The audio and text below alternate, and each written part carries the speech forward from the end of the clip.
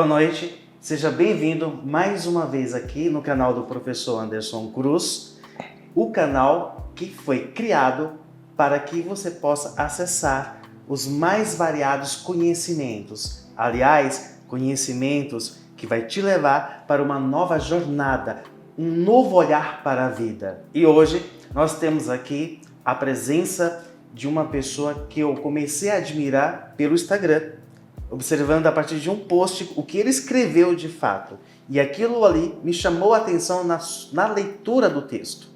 Porque as experiências da vida, na verdade, não definem quem você é, mas te leva a lugares que você nem imagina.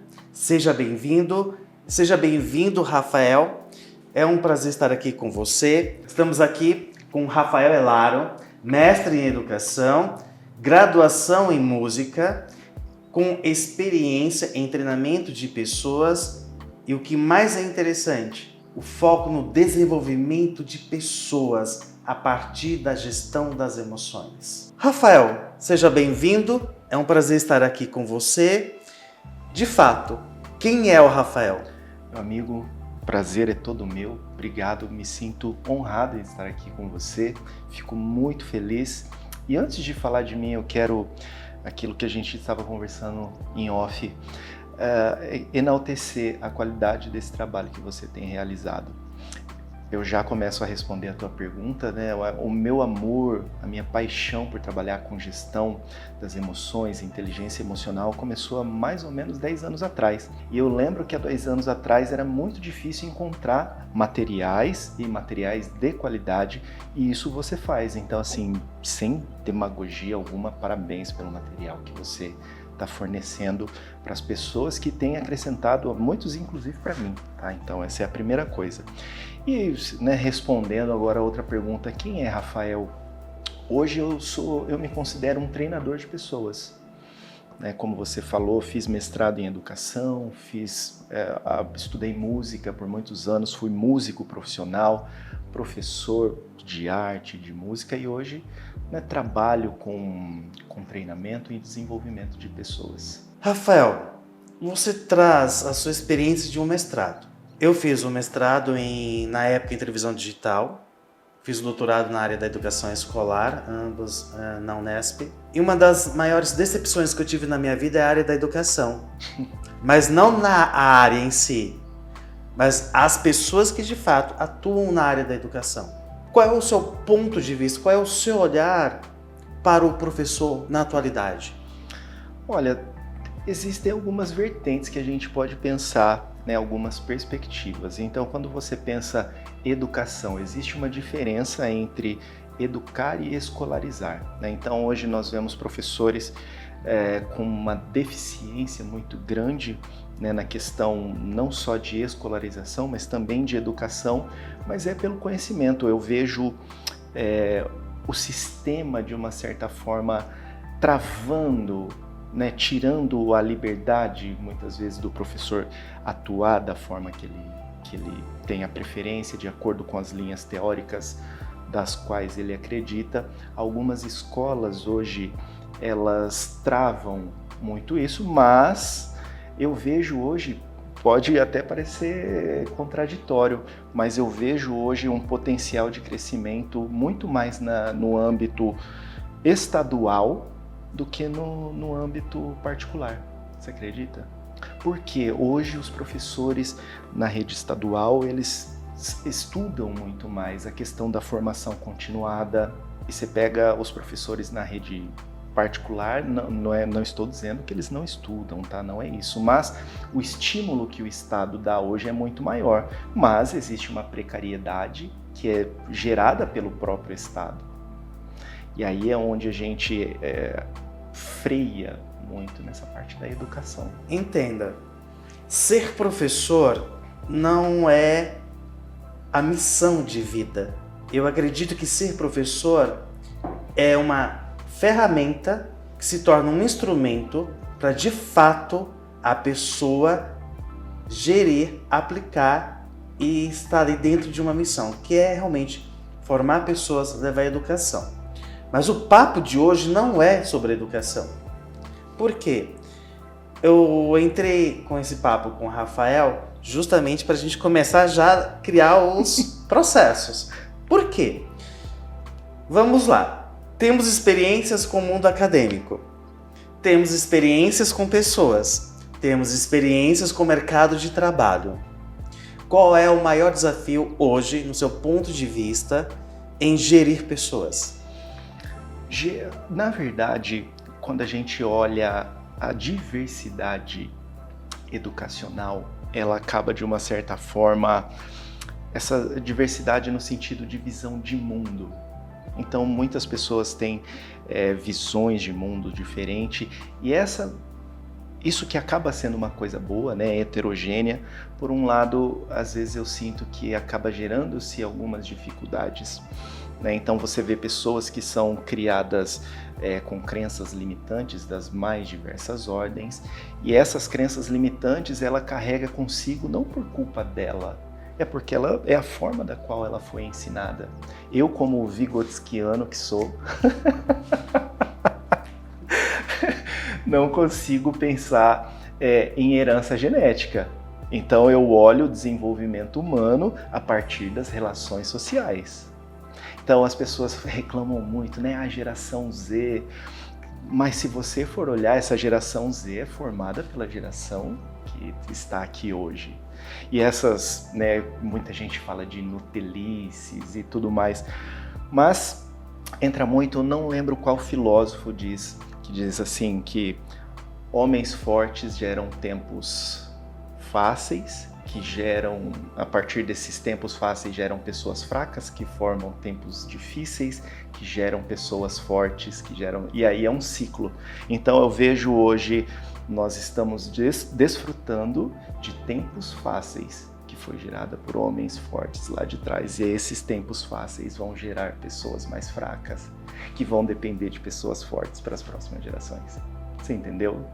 Essa fala agora realmente pegou, tá, pessoal? Vocês prestaram atenção? Geralmente, as pessoas criticam mesmo a geração hoje, né? Os mais novos. Inclusive a Forbes, esse ano teve uma reportagem que 86% das demissões foram do pessoal mais jovens. Porque eles não estão respeitando a cultura da empresa e os grandes líderes também não estão sabendo lidar com isso. E eu passei isso nos últimos 24 meses também, essas experiências, com essa dificuldade sim, por não saber lidar com essas questões, mas também por não observar mais o outro. E eu encaro isso também como uma falha de processo de contratação de pessoas. Tá? Essa geração, que também é classificada como os neném, né? Nem dorme, nem come, nem trabalha, nem estuda, no meu ponto de vista, realmente faz parte desse comportamento social. E desse comportamento social, o que de fato vai gerar tudo isso? Realmente pessoas fracas. E até aí entra um outro ponto, que é a transferência da família, que é o ato de educar, para a escola. Porque a escola tem um ato de escolarização. Exato.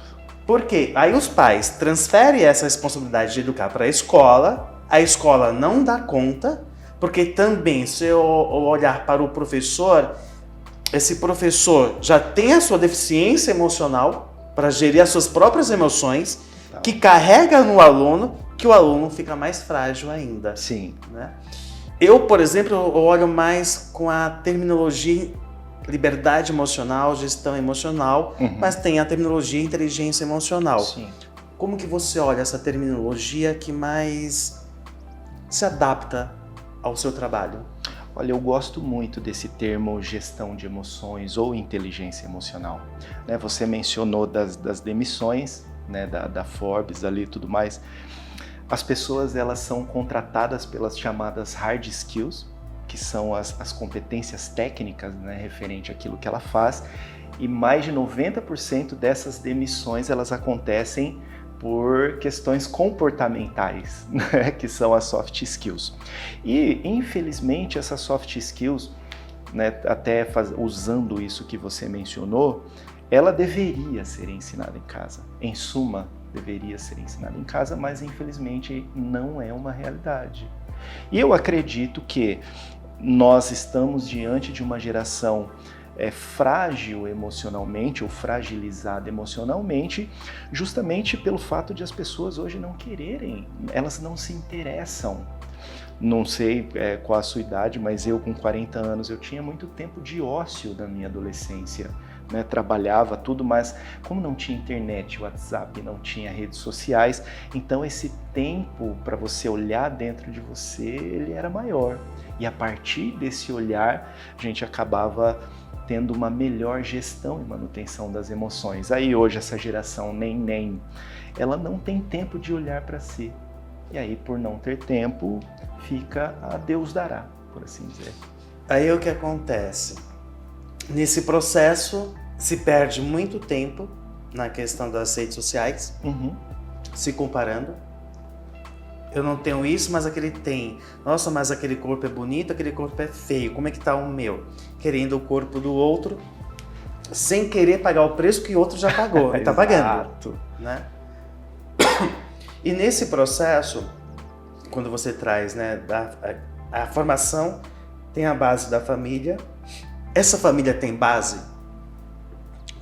Como que são as famílias atualmente? Qual é o seu ponto de vista? Porque, por exemplo, eu tenho 47 anos, eu trabalho desde os meus 14, mas os 8 anos, por exemplo, eu fiz um curso de pintura de pano de prato e já estava vendendo para as amigas da minha mãe. Aos 9, estava vendendo aquele catálogo Hermes para os vizinhos para fazer algum dinheiro para casa, para ajudar minha mãe. E eu vejo que hoje as pessoas estão assim, querem receber, mas não querem ter a responsabilidade do trabalho. Como que você vê isso, já que você já desenvolve o treinamento, o desenvolvimento de pessoas? Hoje eu trabalho numa companhia onde o meu público majoritário são jovens, né? São ali nas fases iniciais da vida adulta. E em vários casos é questão de primeiro emprego, primeiro, segundo emprego. E aí os que não vêm com aquele vício de casa, vêm com os vícios de primeiro emprego. E são coisas assim, eles não trabalham, né? Então, no seu caso, você com 9 anos, você já vendia. Você já trabalhava com venda, você vendia pano de prato. Você com 9 anos vendendo pano de prato, você pode lembrar das vendas que você fez, mas talvez você não se lembre da resiliência que você teve que ter nas vendas que você não fez. Então você ter essa autorregulação, essa autogestão das suas emoções já foi algo demandado de você desde muito novo. E para mim também, eu comecei a trabalhar de 12 para 13, eu entrei na Legião Mirim. Nossa. E aí eu fazia trabalho de office boy, mas só que desde o começo ali existia um rigor. Eu fui da fase que no Fundamental 1 repetia de ano, assim como você também pegou. E hoje não existe mais isso. Essa resiliência, porque de uma certa forma os pais eles obrigam a escola a passar a pessoa de ano, sem que ela esteja despreparada. Então as pessoas acabam tendo tudo na mão. E aí essa resiliência que nós desenvolvemos por conta das necessidades da vida, eles não têm. Aí eles chegam na vida adulta com uma resiliência muito pequena, que dentro a resiliência é uma inteligência emocional também, né? Faz parte da família, das soft skills ali. E aí quando você olha isso, são pessoas completamente imaturas. Eu acredito que a situação nos forja. Como disse lá no começo, as relações sociais. E aí se você tem uma relação social completamente permissiva, tudo que você quer você tem, e se você não tem, você chora e você é atendido quando a pessoa chega no mercado de trabalho, sua mãe não está lá, seu pai não está lá. E aí o que você vai fazer? Eles entram em desespero. E você traz a ideia de maturidade. Total. Já leu os 10 princípios milenares? Já li sim. Uma das coisas também que me chamou muita atenção no Rafael foi nós termos a mesma ligação com o Thiago Brunet. Então nós já fizemos a mesma imersão, lemos os mesmos livros, temos a mesma experiência acadêmica e isso se torna mais fácil de conduzir um trabalho diferenciado. Por quê? É a visão sistêmica das coisas. E ter essa visão sistêmica E se nós pegarmos, por exemplo, os princípios milenares, que também se atuam como valores, e são valores inegociáveis, hoje, como que você aplica isso no seu dia a dia, como Rafael, no seu trabalho e no treinamento de pessoas? Olha, primeiramente eu tenho os meus princípios bem definidos. Então eu não abro mão, por exemplo, da verdade, da lealdade. E eu não me relaciono pessoal, profissional, amorosamente com pessoas que não cumprem o princípio da lealdade, por exemplo. Então, eu procuro conduzir as pessoas dentro do raciocínio quais são os seus valores. E na maioria esmagadora dos jovens, eles não sabem o que são valores inegociáveis. O respeito, eles não têm ideia. E quando você não tem os seus valores bem definidos, bem alicerçados, você acaba ficando como um navio à deriva, né? Um barco à deriva. Porque os nossos princípios e os princípios milenares, baseado na literatura milenar, elas de uma certa forma elas nos ancoram, né? Elas nos alicerçam, nos embasam em todas as decisões da vida. Eu acredito que você, assim como eu, você se norteia a partir dos princípios milenares. Você fala, opa, pera lá. Você se depara com uma situação, quando fala da maturidade, o princípio da maturidade que você mencionou, é você escolher com cuidado as situações das quais você entra, as guerras que você entra. E aí você pensa numa discussão de trânsito, por exemplo, a pessoa te fecha, te buzina, quer brigar com você. O seu princípio te traz, não é? Não é freia. Te segura ali. Te segura, exatamente, porque se a gente é guiado pela nossa emoção, e as nossas emoções são péssimas conselheiras, você sabe disso, ou a gente é guiado pelos princípios. E os princípios, muitas vezes, é você ir contra as suas emoções, contra os seus desejos. Se você está gostando, não esquece de compartilhar esse vídeo com mais pessoas, com seus amigos, com seus familiares. E, aliás, deixe o seu comentário aqui de onde você está falando, qual é o horário que você assistiu esse vídeo, o que você gostou desses assuntos com o Rafael hoje e quais são os assuntos que você quer ver a gente discutindo aqui. Nós queremos levar conhecimento, facilitar a sua vida.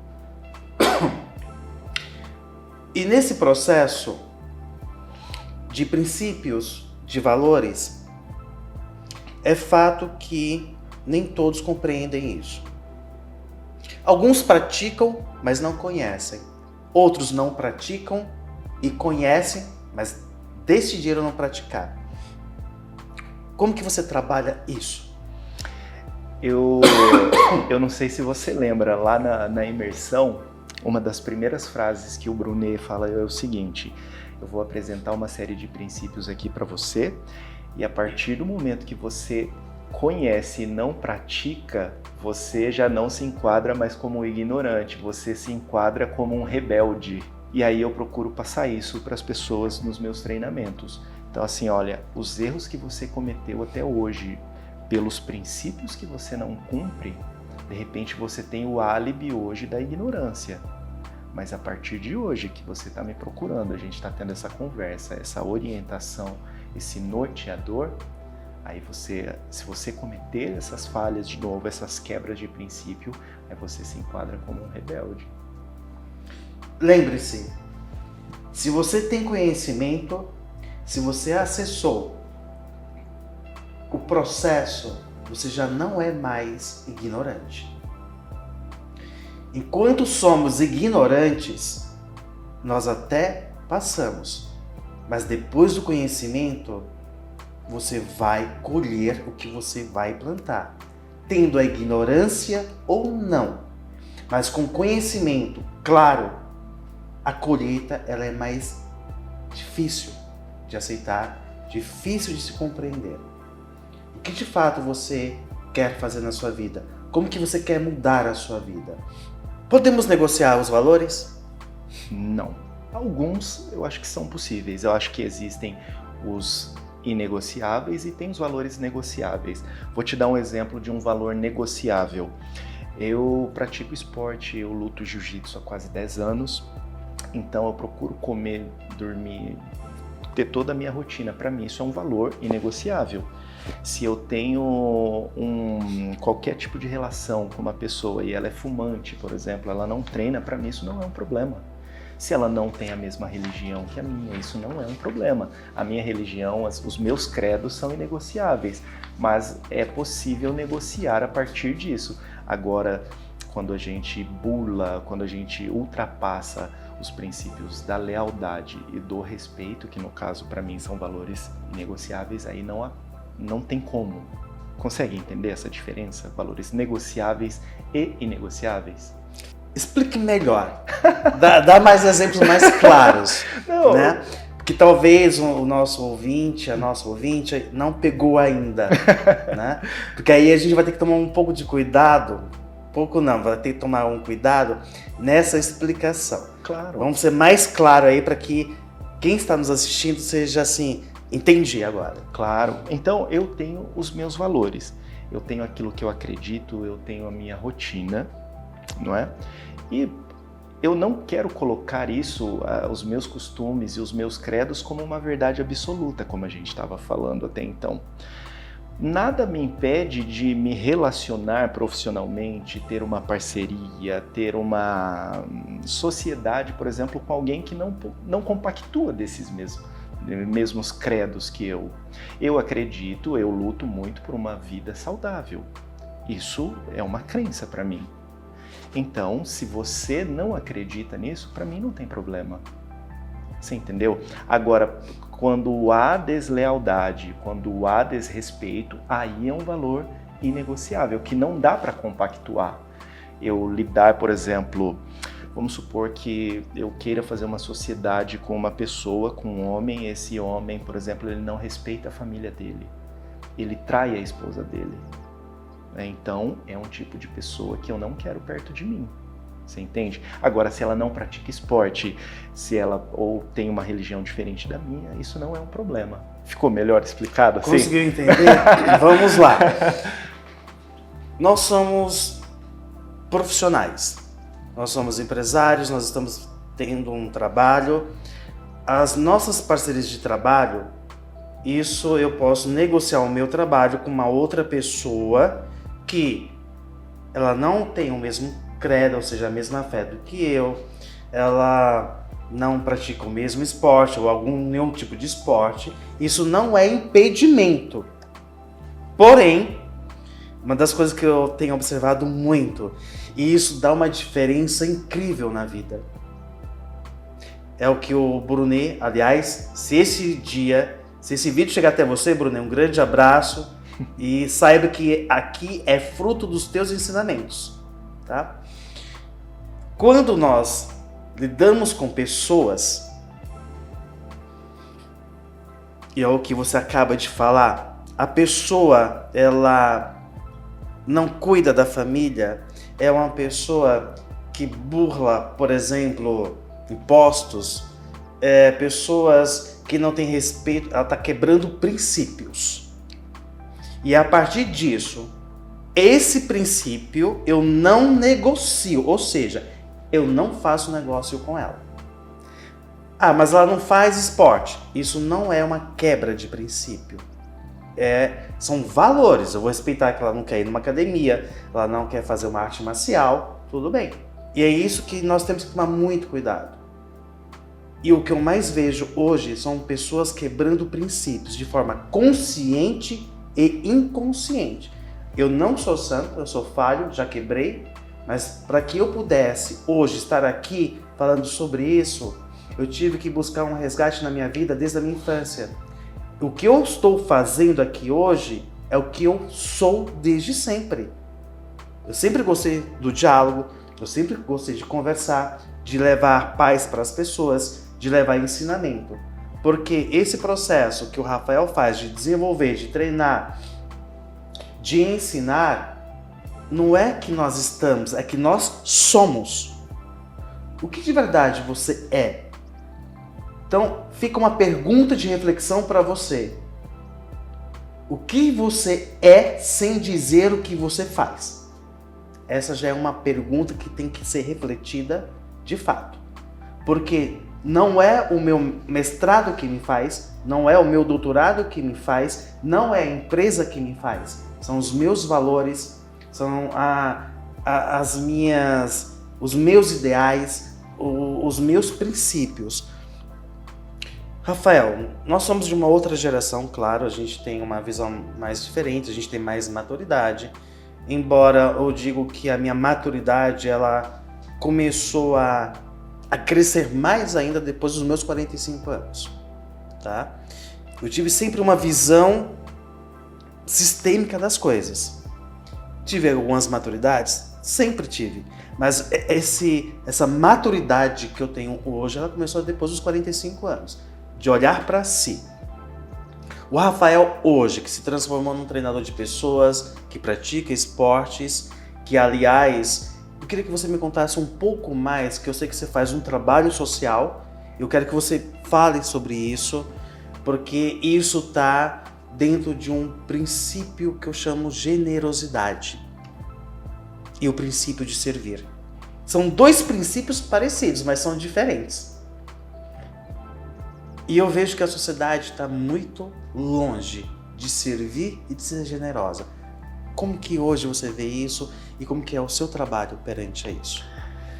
Olha, quando eu vejo esse trabalho social, quando já são 2 anos ou um pouco mais, toda semana ali ensinando jiu-jitsu para as crianças, adolescentes e até adultos, eu percebo que no final das contas o maior beneficiado disso sou eu. Quando eu cumpro o princípio da generosidade, quando eu sirvo as pessoas, eu percebo que ao meu redor mais servido eu sou e mais generosas as pessoas são comigo. O fato de eu estar aqui é uma generosidade tua, a partir de um post de Instagram, que quantas pessoas leram, mas quantas pessoas tiveram a sensibilidade que você teve de interpretar as coisas da forma que você interpretou. Então, eu vejo até a possibilidade de estar aqui dialogando com você como o colher de um princípio.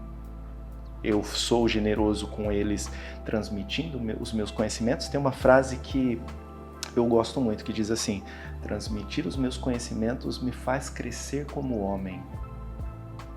Então, esse crescimento, eu percebo que eu sou o que mais sou enriquecido com isso.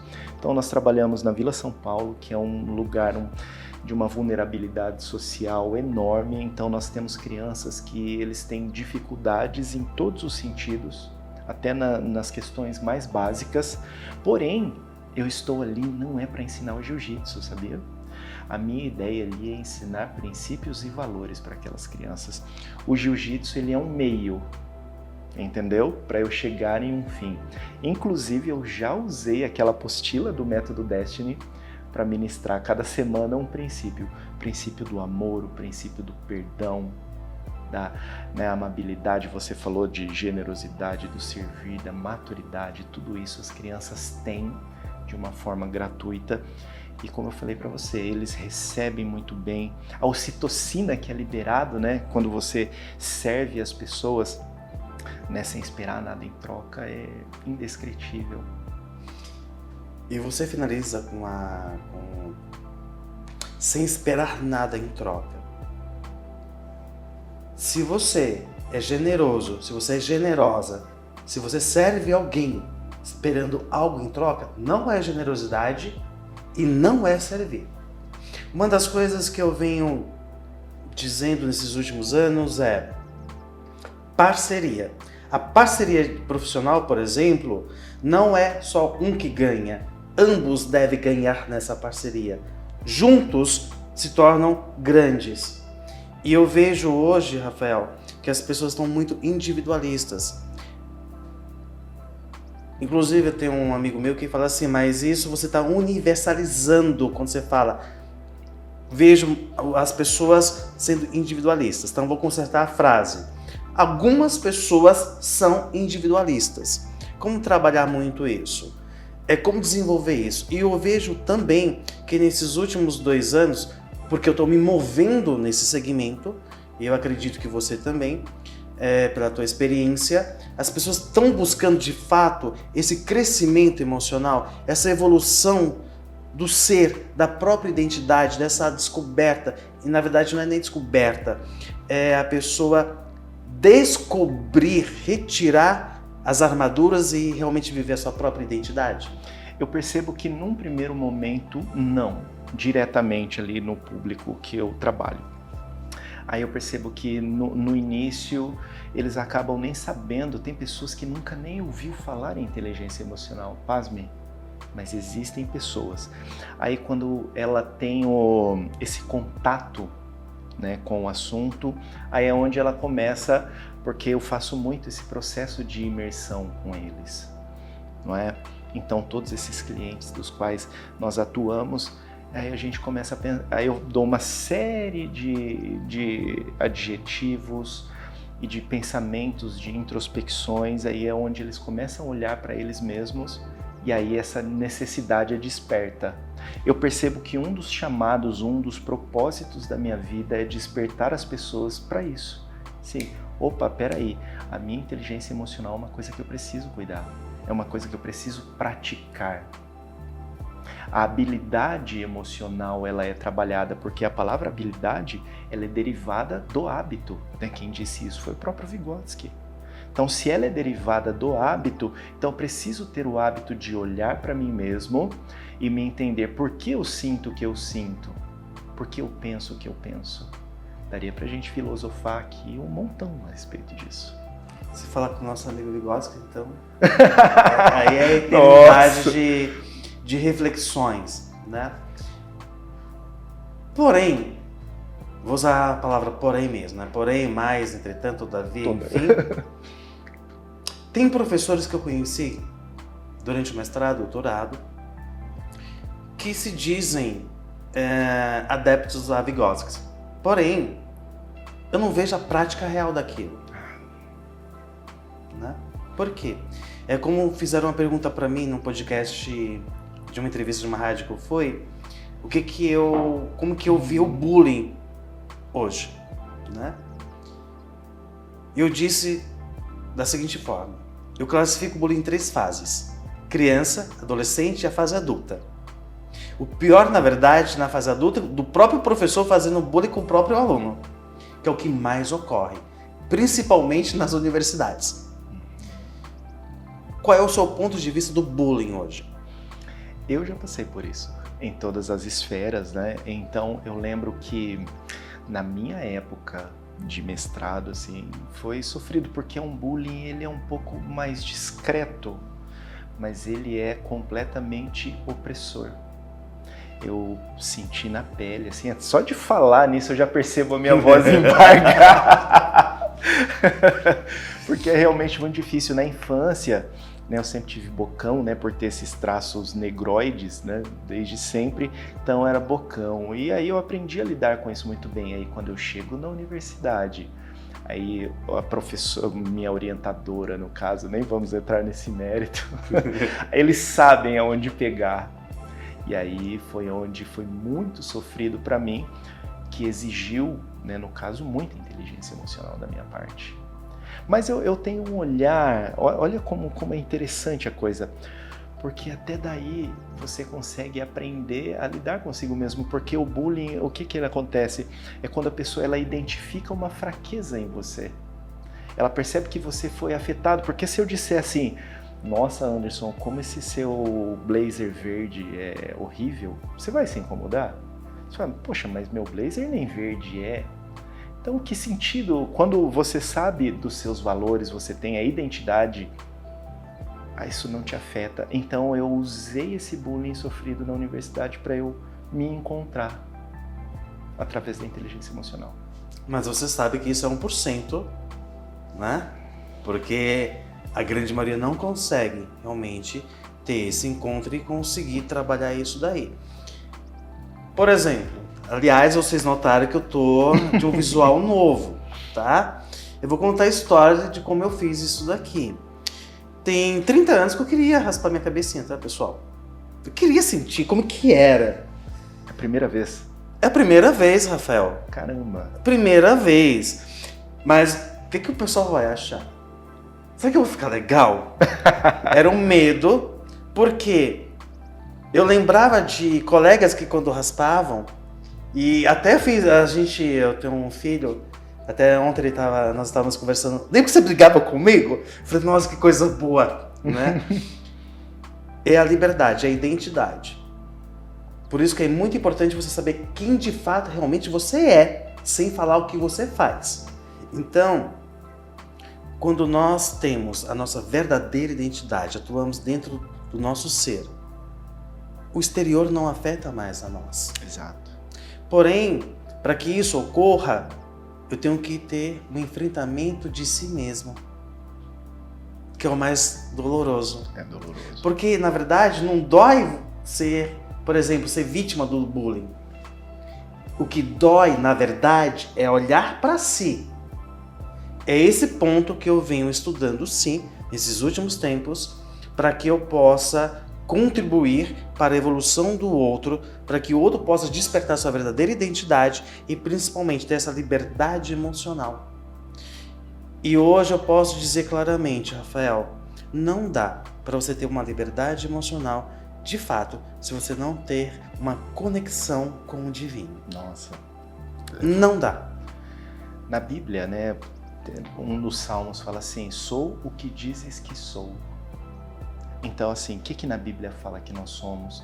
Que nós somos filhos amados, que Deus nos ama, que Deus nos escolheu, que Deus nos capacitou, que Deus nos dá poderes, né, para lidar com todos os reveses da nossa vida, que Deus nos perdoa, que Deus derrama sobre nós graça, misericórdia. Olha quanta coisa.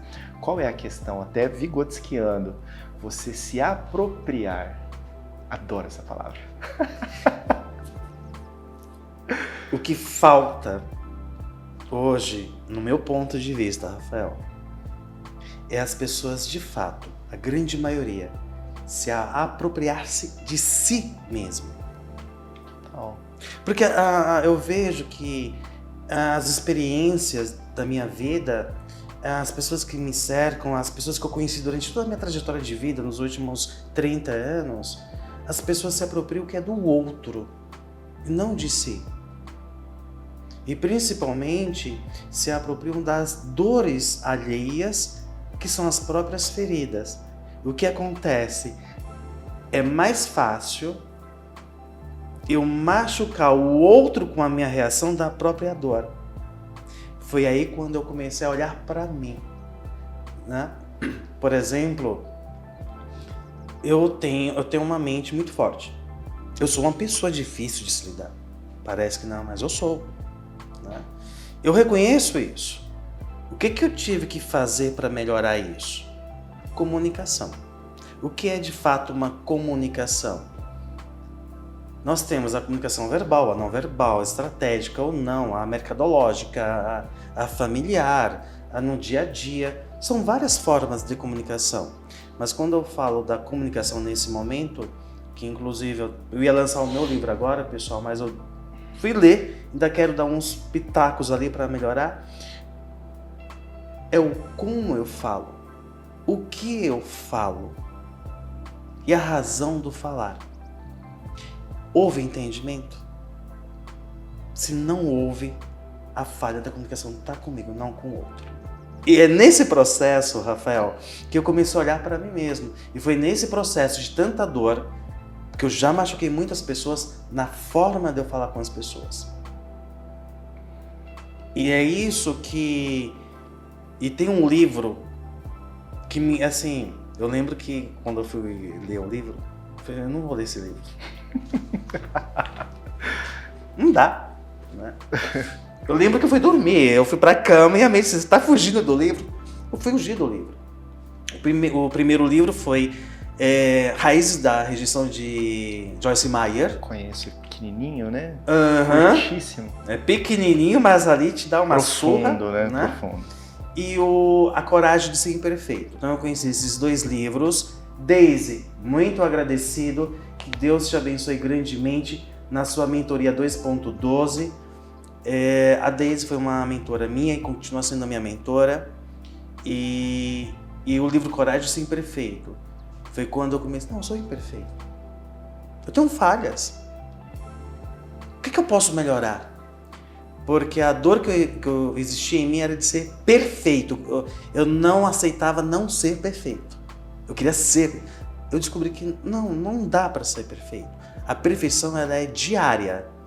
O que eu posso ser melhor do que eu fui ontem? Mas de mim, sobre mim, por mim. Não ser melhor do que o outro. E como que você vê esse processo da comunicação hoje? Você que trabalha na parte mercadológica, empresarial, tem a experiência universitária, como que você vê essa questão? Olha, eu atuo, né, diretamente nessas duas vertentes que você falou, comunicação verbal e não verbal. E eu acredito demais, assim, de uma forma muito veemente na comunicação não verbal. Porque a comunicação verbal, de uma certa forma, ela é fácil de ser manipulada, né? Mas aquilo que a gente transmite com o nosso olhar, com os nossa forma de vestir, nossa forma de se impostar, eu trabalho muito isso com os meus mentorandos, né? Dá para se chamar assim. Porém, assim, eu gostaria até de fazer uma provocação com você, porque eu concordo até um certo ponto quando você diz assim, a forma que eu me comunico, ela precisa ser aprimorada em detrimento do outro. Mas às vezes a visão de mundo dessa pessoa, ela acaba contaminando o entendimento. Você consegue compreender? É interessante isso, porque quando você vê, na Bíblia fala assim, se os seus olhos forem bons, tudo lhe parecerá bom. Se os seus olhos forem maus, tudo te parecerá mal. Então isso é a minha visão de mundo, ela interfere diretamente na compreensão daquilo que eu estou falando e a forma que eu recebo, né, essa informação. Faz sentido para você? Pessoal, eu tô rindo e sorrindo ao mesmo tempo, porque é complexo isso, mas ao mesmo tempo é tão real. É justamente isso. Eu tenho observado isso, por exemplo, o processo da comunicação, frequência de voz, o processo corporal, a vestimenta. Então, esses níveis e processos de comunicação pode, de qualquer forma, ferir o outro. Visão de mundo. Em que mundo o outro está inserido? Em que mundo eu estou inserido? Aí não dá equilíbrio da comunicação.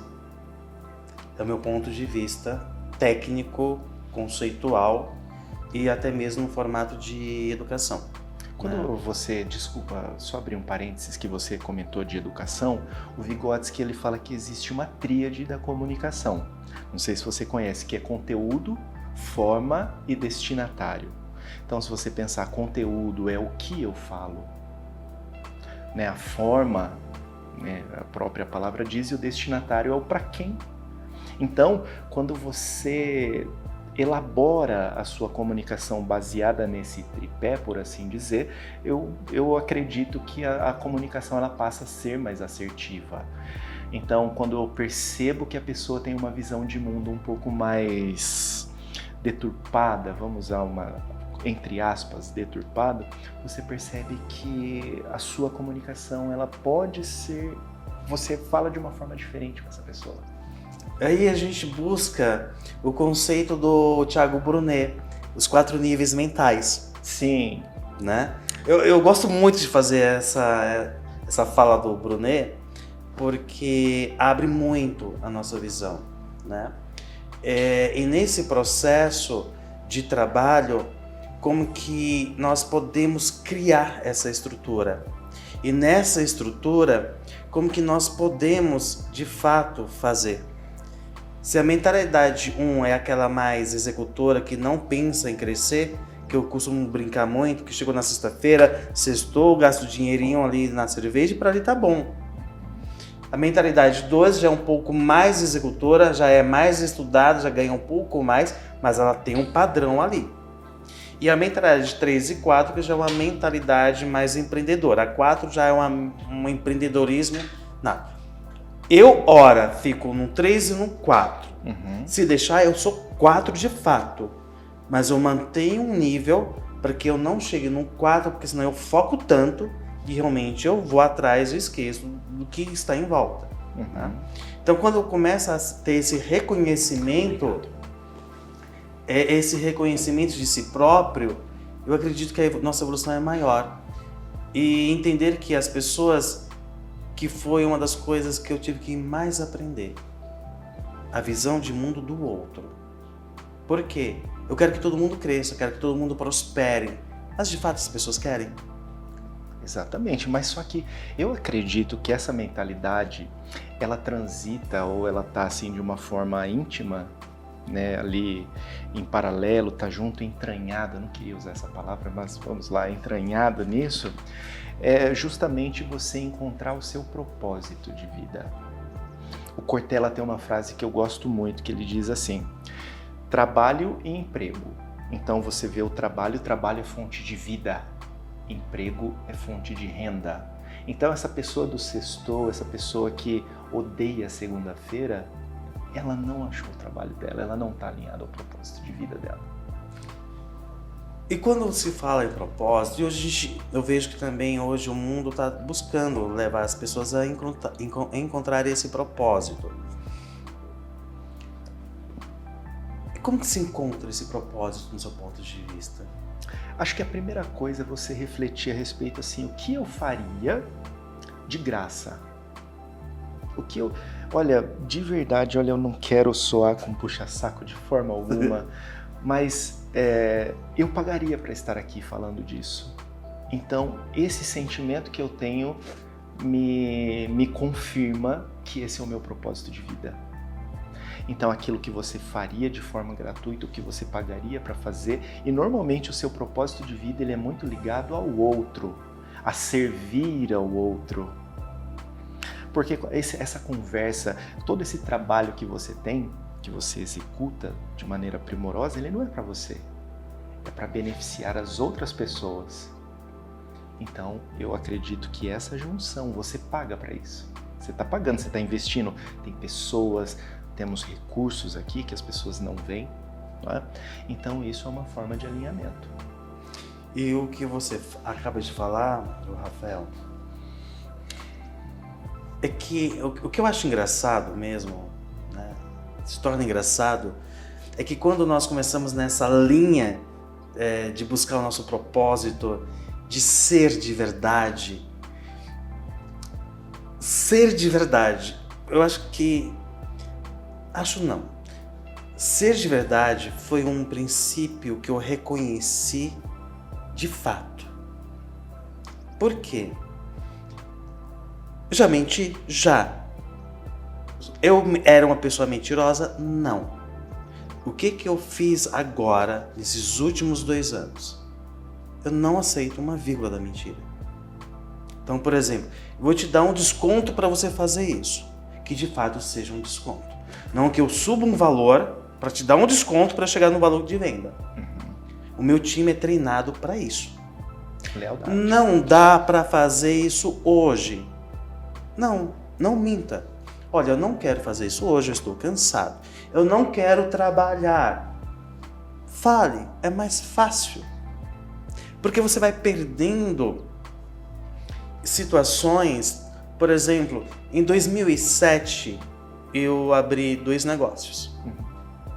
Uma escola da área de beleza e um salão de beleza, né, que eu atuei durante 18 anos na área da beleza como cabeleireiro. E nesse processo, em 2008, eu quebrei financeiramente e fiquei devendo R$500 mil. Mais de R$500 mil. Em 2019, eu comecei a finalizar todos os pagamentos daquela época. E eu lembro que eu fui numa profissional, eu falei, olha, eu lembro que ela olhou para mim, ela não sabia quem eu era, não lembrava, e falou assim: eu vim pagar. Mas você nunca esteve aqui? Eu falei: olha, talvez você não esteja lembrando de mim. Sou o Anderson, cabeleireiro, você esteve no salão na Rua Borba Gato, XYZ, em tal dia, fiquei te devendo isso. Ela olhou assim para mim: eu não acredito. Eu falei assim: eu nunca esqueci nem um centavo do que eu te devo. Eu só não paguei porque na época eu estava quebrado e não tinha condições. Então, a partir que eu comecei a ganhar dinheiro, eu comecei a pagar. Porque isso é o meu ser de verdade. E minha experiência de vida, e foi o que me chamou a atenção no seu post, o que você escreveu na fase de criança, que realmente me remeteu muito àquela época. Por quê? É o nosso processo de vida que nos fortalece hoje. Então, isso já está lá na infância. O que somos, na verdade, hoje está lá na infância.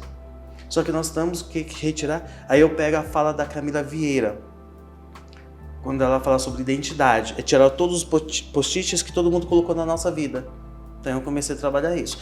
E eu fui buscar todo esse crescimento também por uma dor. Qual é a dor? Foi quando eu vi novamente, mais uma vez, todo o meu investimento, a empresa começar a ficar ruim. Então ali eu comecei a acordar. Quando que o Rafael começou a acordar para a vida? Não, eu tenho que mudar isso, eu tenho que fazer isso. O que você pode incentivar quem está nos assistindo, Rafael? Agora é com você. Olha, em 2018 eu fui em um evento da minha igreja, né, que eu ia na época, que era Assembleia de Deus, assim, que foi uma época muito boa. Era um evento chamado Paniel. Esse evento, Paniel, a tradução disso é Encontro com Deus, que faz alusão àquela passagem quando Jacó tem aquele encontro com o anjo. Lembra disso? Que tem aquela batalha e tudo mais. E aí, foram 3 dias, foi uma imersão muito profunda. E pensa, como eu falei ali no começo, eu tive uma criação cristã, embasada toda a questão ética e moral ali, mas só que outra fala tua, do Vygotsky ali, eu não praticava.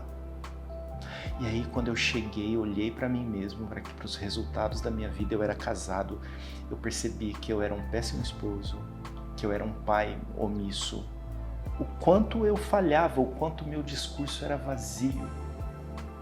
E aí a partir daquilo, a partir dessa imersão, eu comecei a tomar decisões.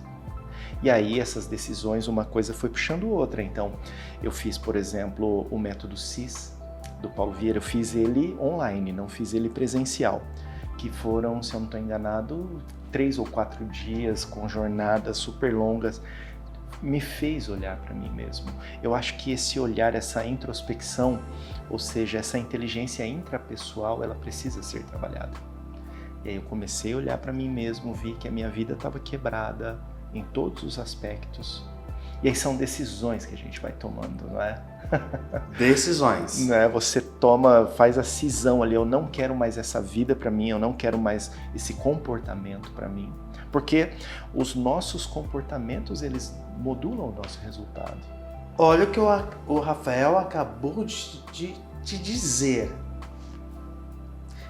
É o teu comportamento que modula os teus resultados. Até quando você vai permanecer no mesmo comportamento que te destrói? A decisão está com você. Aí eu digo, Rafael, foi uma decisão de verdade. Foi. E quando a gente toma as decisões, isso dói, isso machuca. Você não quer, é uma mudança de hábito, mudança de comportamento. É você começar a desenvolver uma nova mentalidade. Total. E essa dor, se você pegar a palavra decisão, ela vem do grego, né? Então vem, né, de cisão, de cortar fora. Então esse ato de cortar fora hábitos, pessoas...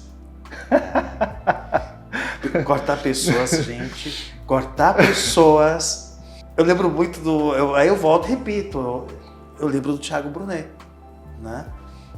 Principalmente aquele livro Especialista em Pessoas, que quando eu li aquele livro, eu falei assim, Deus, como eu era ignorante. E pessoal, não é porque você fez uma graduação, que a gente tem um título de doutor, de mestrado, enfim, de especialista.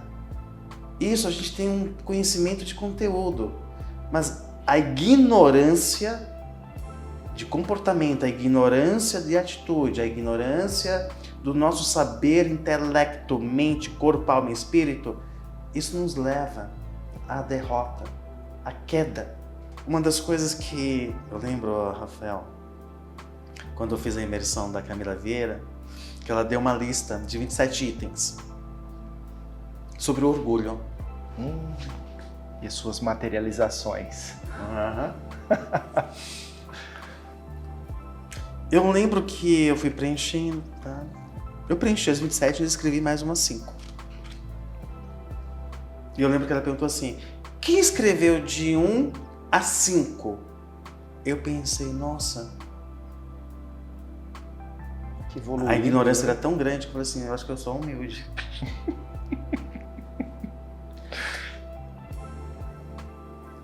Extremamente orgulhoso, só que eu não reconhecia. O que é esse orgulho? É o ego, a gente não quer ter o ego ferido. Então o que acontece? O orgulho antecede a tua queda. Total, isso é Bíblia. Palavra tá lá. Só que para entender isso, aí você começa a moer o teu orgulho diariamente. Geralmente eu quero saber o seu ponto de vista até sobre isso. No meu ponto de vista, todos são orgulhos. O que difere um do outro é que o outro, às vezes, ele consegue segurar ali, ele consegue pisar no orgulho e atuar na humildade. Porque uma coisa que eu falo é o seguinte, humildade não é baixar a cabeça. Não é isso. É como lidar. Então, assim, eu fui trabalhando muito isso em mim. Então, a partir que eu descobri isso, eu vejo que a minha vida cresceu exponencialmente. Mas eu tive que assumir para mim mesmo, eu sou orgulhoso. É isso, você tem que melhorar isso daí. Como que você vê essa questão? Qual é o seu ponto de vista sobre isso? Primeiro, quando eu penso em humildade, humildade é o meu reconhecimento dos meus limites.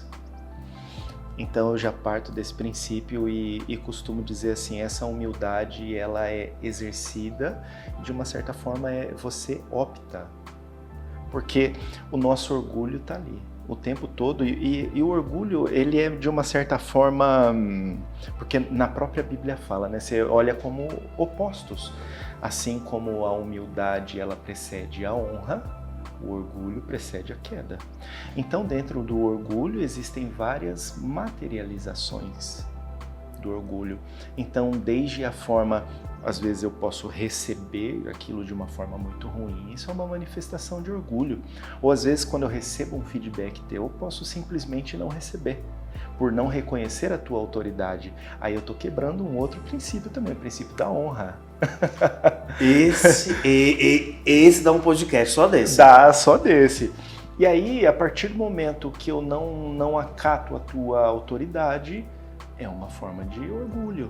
E o orgulho, ele tende sempre a nos afundar, sempre nos levar para baixo. Não existe vantagem, não existe benefício algum. Mas qual é o grande X da questão? É você enxergar que o que está por trás da ação é o orgulho, da ação, da reação. Esse é o grande diferencial. Pegou a ideia? Ele deixou aqui um ensinamento muito importante. Rafael, o que você pode trazer para os nossos ouvintes, para a sua comunidade?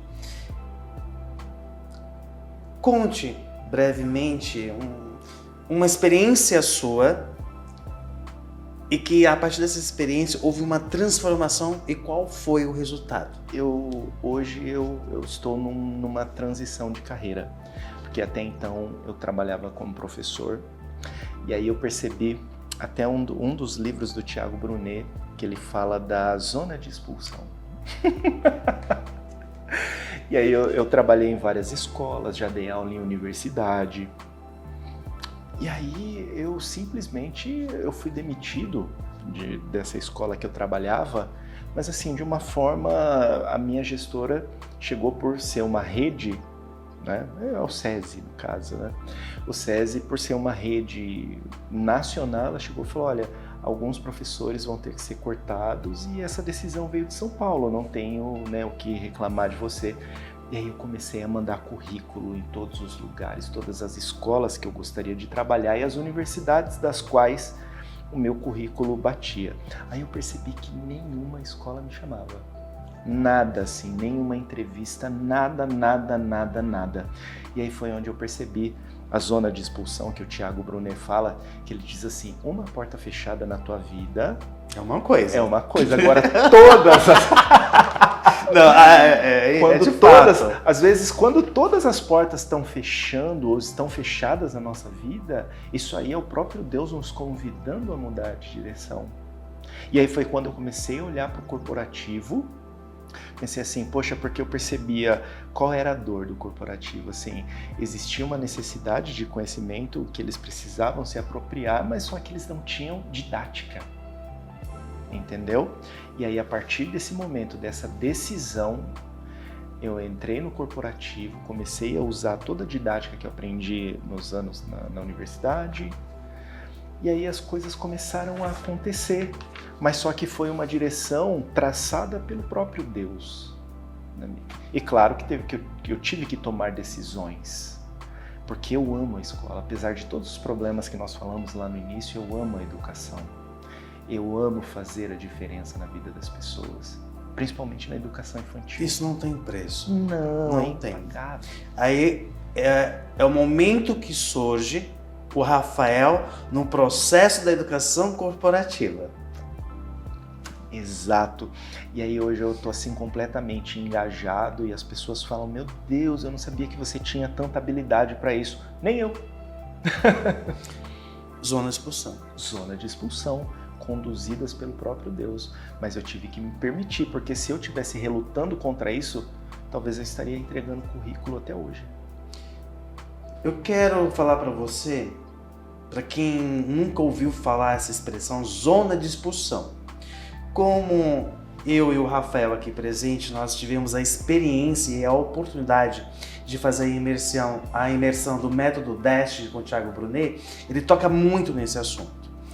E aí, é como o Rafael acabou de dizer, né? E quem traz essa ideia é o próprio Thiago Brunet. Uma porta fechada, tudo bem, mas todas as portas fechadas tá te dizendo o seguinte: muda a rota porque não é por aí mais. Se você estiver passando por isso, você tem sim habilidades, competências para que você possa de fato ser de verdade e mudar o rumo da tua vida, porque o destino você já sabe qual é que você não quer aceitar. Essa é a dica que eu deixo para você. E Rafael, qual é a tua visão de mundo daqui a 5 anos, 10 anos? Como que o Rafael se vê nesse período? O meu objetivo de vida é fazer a diferença na vida do máximo de pessoas. Sabe, quando eu penso nos recursos financeiros, eu penso que os recursos eles estão escondidos atrás do nosso propósito. Então eu penso em aprimoramento para cada vez mais poder servir mais, cada vez poder abençoar a vida de pessoas e quem sabe um dia criar um instituto, alguma coisa nesse sentido, que é um dos sonhos da minha vida. Já tem um sonho. Vamos colocar no papel agora. E o Rafael acaba de falar algo que eu acho muito interessante, que é justamente esse sonho. Todos nós temos sonhos. O que de fato nós estamos fazendo? Então o Rafael está em movimento. Sim, total. Você está em movimento? Por isso um podcast como esse. Por isso te levar esse conhecimento para que você possa acordar. Comece pelo que você tem. Não espere ter a perfeição. Não espere. Inclusive, eu vou te falar uma coisa de fato para você entender de uma vez por todas. Ok? Você acha que o teu sonho de transformar a vida de pessoas como o Rafael tem, como eu tenho, de servir, de poder estender a mão, nós necessitamos de recursos. E todo projeto divino, se eu tenho 100 mil na minha conta, ele não vai dar para executar de fato o meu projeto divino, a minha missão, o meu propósito de vida. Nós temos que começar e estar em movimento. Esteja em movimento, mas também tome decisões certas. Que mesa você está sentando? O que você está assistindo? Porque quando se fala em que mesa você está se sentando, por exemplo, você está perdendo seu tempo em assistir só Netflix ou vídeos engraçados no YouTube, nas redes sociais, ou você está investindo o seu tempo em ouvir um podcast como esse, um bate-papo como esse. Rafael, na sua trajetória, na sua experiência de vida, você atuando na educação corporativa, no seu projeto social, as pessoas estão perdendo muito tempo? De jeito nenhum. Eu consigo perceber o seguinte, acho que agora eu consegui entender melhor a sua pergunta. As pessoas, elas perdem tempo sim. Elas perdem tempo sim com coisas que não importam, com coisas periféricas. Tem uma aula que eu dou que fala sobre gestão de tempo. E aí nessa gestão de tempo eu converso com as pessoas e vou investigando, né? Então o que você costuma fazer, né? Você tem algum tipo de gestão de tempo? Tem muitas pessoas que não têm, que não fazem, né? Porque eu não vejo nenhum problema em você tirar um tempo para você ver um vídeo engraçado no YouTube, mas o problema é quando aquilo, né, perdura, né? Você faz isso de uma forma muito recorrente, um tempo muito longo. Mas as pessoas, elas não aproveitam, porque a internet, ela tem essa dualidade, ela pode ser muito boa, não é? Mas ela pode ser também conteúdos muito ruins. Então eu percebo que elas não têm aproveitado, elas não têm consciência daquilo que elas estão perdendo. Consciência. É a conscientização, de fato. Exato. E hoje, nós que somos educadores, por exemplo, uma das coisas que me entristece é quando os pais tiram a responsabilidade de si e colocam um celular, dando um celular para a criança hoje. Então eu vejo as crianças com 6, 8 horas por dia no celular. Então, aí eu lembro de uma professora, Gobi, um grande abraço para você, que ela fala que daqui a pouco as gerações só vai nascer só com esses 2 dedos, né? Faz muito sentido. E faz, na verdade, se a gente se observar, né? Nós estamos chegando ao fim, é uma pena, mas, Rafael, eu quero que você deixe uma mensagem para as pessoas, fale o seu Instagram, o seu contato, como que as pessoas podem te achar nas redes sociais, e te convido a você falar com as pessoas. Claro. Bom, o meu Instagram é rafaelelaro.treinamento. Né, ali é uma rede social relativamente nova, mas eu tenho postado ali o meu dia a dia, inclusive a frase lá da qual você gostou tá lá. E o recado que eu quero dar para você é o seguinte: procure o seu propósito de vida. O seu propósito de vida vai tornar a sua vida muito mais fácil, muito mais leve, muito menos estressante e principalmente com sentido. A sua vida tem sentido. Encontre pessoas e formas para você servir.